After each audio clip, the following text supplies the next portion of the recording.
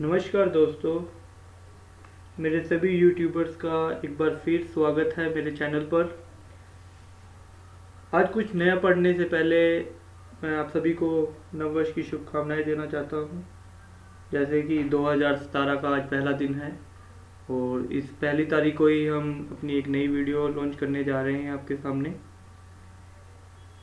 Video start करने से पहले आप सभी के लिए एक छोटा सा संदेश है कि प्लीज़ आप मेरे चैनल को सब्सक्राइब जरूर कीजिए। जो इस वीडियो को पहली बार देख रहे हैं, ये उन्हीं के लिए है। प्लीज़ इसको सब्सक्राइब कीजिए और कमेंट कीजिए कि आपको मेरा वीडियो कैसा लगा। अगर कुछ आपको कमी लगती है वो भी लिखिए ताकि हम इसको थोड़ा और रिकवर कर सकें। ठीक है, ये एक आपको ब्लॉग शो हो रहा है bahudanya.blogspot.com। इसमें आपको हरियाणा स्टाफ सिलेक्शन कमीशन के अभी पीछे 2016 में जितने भी एग्ज़ाम हुए हैं, हिंदी और इंग्लिश दोनों कंटेंट में मिलेंगे विद आंसर की। और जो 3 ऑप्शन है वो क्यों नहीं है, इसके भी रीज़न आपको हमारी वीडियोस में बड़े आराम से मिल जाएंगे, जो हमारे यूट्यूब चैनल पे आपको शो हो रहे होंगे अगर आप मेरे यूट्यूब पे सब्सक्राइब करेंगे।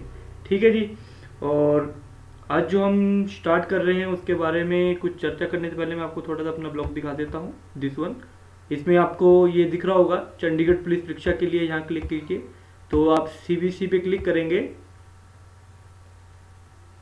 तो आपको इसमें चंडीगढ़ से रिलेटेड जितनी भी जानकारी, आई थिंक आपको कहीं भी चंडीगढ़ की वेबसाइट में भी इतनी इन्फॉर्मेशन नहीं मिलेगी जितनी कि हमारे यहाँ पे इस ब्लॉग पे मिलेगी आपको। तो आप इस पे भी जा सकते हैं। ठीक है जी। और आज जो हमारा कंटेंट है हम उस पर आते हैं। तो आज जो हम पढ़ने जा रहे हैं वो हम पढ़ेंगे GMT। ठीक है, GMT होता क्या है?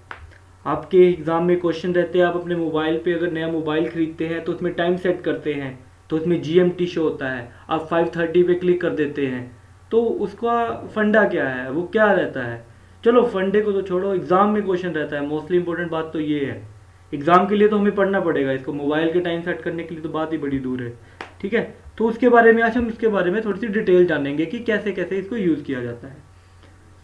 सबसे पहले हम ये जानते हैं, हम AM PM की बातें करते हैं कि भाई 7 AM हो गया है, 10 PM हो गया है।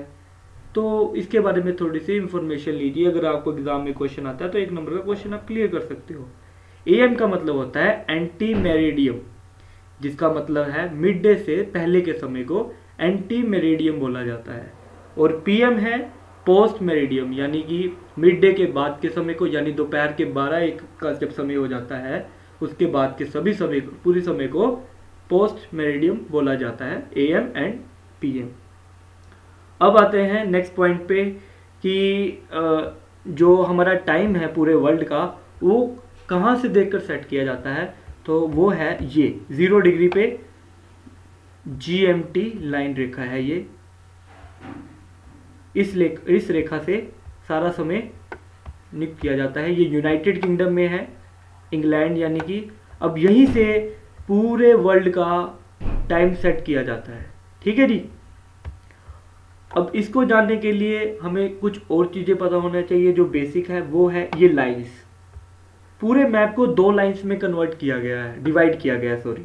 ठीक है, दैट इज लॉन्गिट्यूड, जिसको आप बोलते हो देशांतर रेखाएं। ओके, और जो ये लाइंस है जो हॉरिजॉन्टल लगी हुई हैं, ठीक है, ये लाइंस,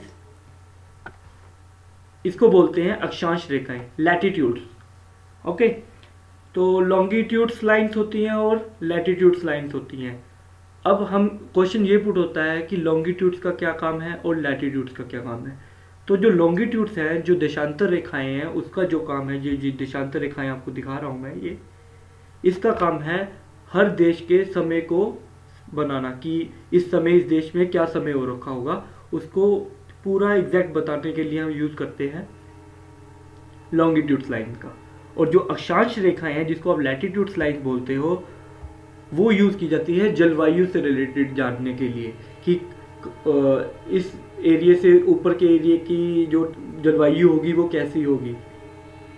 आपको पता तो होगा कि एक कैंसर लाइंस होती हैं, एक इक्वेटर्स होती हैं, एक कैप्रिकॉन्स होती हैं, जिनको आप कर्क रेखा बोलते हो, भूमध्य रेखा बोलते हो या फिर मकर रेखा बोलते हो। ये हॉरिजॉन्टल लाइंस होती है, ये हमें किसी पर एरिया के, किसी देश की जलवायु के बारे में जानकारी मिलती है। वो ऐसे ऐसे, ये आपको दिख रही होगी, ये लाइंस ऐसे लगी हुई हैं, ऐसे ऐसे, ये दिस वन, ये सभी लाइंस आपको यहाँ शो हो रही हैं। अगर आप थोड़ा सा समझने की कोशिश कीजिए, ये लाइंस आपको दिख रही है, मुझसे सीधी नहीं लग रही, ठीक है। तो ये लाइंस होती हैं जलवायु जानने के लिए। पर जो हमारा आज का मुद्दा है वो है ये जानने के लिए कि टाइम कैसे पता चलता है। तो आपको मैं बता देता हूँ कि टाइम यहाँ से शुरू होता है 0 डिग्री से और पूरब की तरफ चलते हुए इसको बताने की कोशिश करते हैं। तो 15 डिग्री में 60 मिनट्स का टाइम में चेंजमेंट आता है। जैसे ही हम ग्रीनविच लाइन से 15 डिग्री पूरब की ओर जाएंगे, ठीक है, तो 1 घंटा हम आगे चल पड़ेंगे, यानी कि पूरब की दिशा में चल पड़ेंगे। और जो ग्रीनविच लाइन है, जो 0 डिग्री पे लाइन खींची गई है, वो 1 घंटा पीछे हो जाएगी, ठीक है। तो धीरे धीरे हमें पता चला कि 15 डिग्री में 60 मिनट का टाइम बनता है।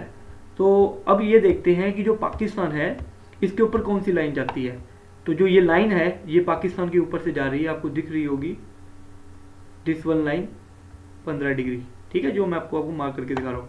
तो यहाँ पे जो एंगल बन रहा है वो बन रहा है 75 डिग्री का एंगल बन रहा है, ठीक है। तो यानी कि यहाँ पे क्या टाइम हुआ होना चाहिए, 75 डिग्री है। आपको पता चला कि 15 डिग्री में 1 घंटे का समय बनता है, तो 15 पंजे 75, यानी कि 75 डिग्री पे कितने एंगल का डिफरेंस और कितने आवर्स आगे चले आए हैं हम, 5 घंटे।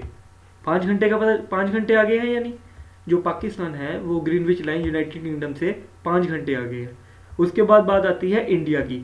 अब हमें दोनों में से एक चीज़ पता होनी चाहिए कि या तो एंगल पता होना चाहिए या टाइम पता होना चाहिए। मान लो कि हमें पता है कि एंगल 82 इंटू 1/2 डिग्री, जो भारत एंगल बनाता है ग्रीनविच लाइन से पूरब की ओर, वो है 82 इंटू 1/2 डिग्री। तो वो कितने घंटे का समय बैठता है, वो ग्रीनविच लाइन से कितने घंटे आगे है। तो आपको इतना तो पता चल गया कि 15 पंजे 75 होता है, यानी कि 5 घंटे आगे है। अब मैं अगर 82 से ही 1/2 में से 75 डिग्री माइनस करूं तो हमारे पास क्या मिलेगा, हमें मिलेगा 7.5 से ही 1/2 डिग्री बच जाएगा, यानी 5 घंटे तो हम आगे है ही। अब हमें इसको चेंज करना है, तो ये आपको देखने में मुश्किल लग रहा है, कुछ भी नहीं है। देखो आपको पता चल गया है कि 15 डिग्री में 60 मिनट होते हैं, ठीक है। तो 15 का आधा क्या होता है, 7.5 से 1/2, यानी टाइम को भी हम आधा कर देंगे, यानी 30 मिनट। यानी कि हम भारत कितना आगे है ग्रीनविच लाइन से, 5 घंटा 30 मिनट, ठीक है। ये था थोड़ा सा मैं आपको समझाना चाहता था। अब बात करते हैं थोड़ा सा इस भारत को जानने की, इस लाइन के, इस टाइम को जानने की कि कैसे कैसे इसको यूज किया जाता है। देखो अब ये लाइन जा रही है इलाहाबाद के नैनी गांव से, ठीक है, जहाँ से हमारा टाइम सेट किया जाता है, ओके, जहाँ से हमारी पूरे इंडिया की टाइम टेबल सेट की जाती है। पर आप अगर नोट करेंगे, ये गुजरात के कच्छ के रन में जो पाकिस्तान की GMT है, जस्ट उसके पास से होकर निकल के जाती है। तो यानी यहाँ तो टाइम इसके हिसाब से देखा जाना चाहिए। और दूसरी बात मैं यहाँ दिखाता हूँ, बांग्लादेश के ऊपर से जाती है 90 डिग्री का एंगल बनाते हुए, यानी कि वो 6 घंटे आगे है, ठीक है। पर जो हमारा ये अरुणाचल प्रदेश है, जो ये अरुणाचल प्रदेश है, ये 95 डिग्री के आसपास बैठता है, ठीक है। और ये अंडमान निकोबार है, ये भी ऐसे ही कुछ एंगल बनाता जाता है, ठीक है। तो ये तो सारी कंफ्यूजन हो जाएगी। तो जो हमारी गवर्नमेंट ने क्या किया है, उसके लिए एक स्टैंडर्ड टाइम जोन बनाया गया है, जो इलाहाबाद से हमारी लाइन से निकल कर जाता है, जिससे पूरे इंडिया का समय का नियंत्रण किया जाता है। अगर हम 90 ग्रीनविच लाइन के हिसाब से चलने लग गए, जो जितनी भी लॉन्गिट्यूड्स लाइन्स चल रही हैं उसके हिसाब से चले, तो अगर मान लो कच्छ के रन से हम ट्रेन चलती है 6 बजे, सुबह 6 बजे, और वो अरुणाचल प्रदेश की तरफ जा रही है, तो वो तो काफ़ी ज़्यादा टाइम में दिक्कत आ जाएगी। हमारे रेलवे डिपार्टमेंट को तो इसके लिए टाइम टेबल बनाना ही बहुत मुश्किल हो जाएगा, है ना, समझ रहे हो ना। वो कौन सी लाइन को उठाएगा, कौन सी लॉन्गिट्यूड लाइन्स को उठाएगा। तो उसके लिए हमारे देश ने इंडियन स्टैंडर्ड टाइम जोन निकाला हुआ है, जो इस लाइन को बोलते हैं। इसी पे हमारा टाइम टेबल सेट किया जाता है।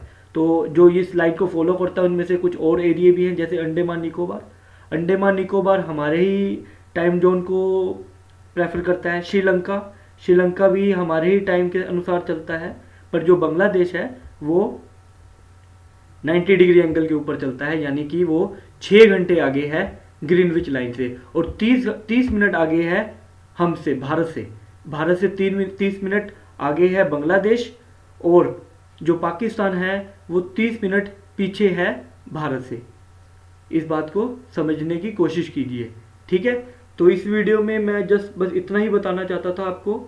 अगर आपको मेरी वीडियो अच्छी लगे तो प्लीज़ कमेंट कीजिए और व्यूज़ भी दीजिए, और सबसे इम्पोर्टेंट चीज़ सब्सक्राइब जरूर कीजिए। धन्यवाद। अगली बार कुछ और नई वीडियो लेकर आएंगे आपके सामने।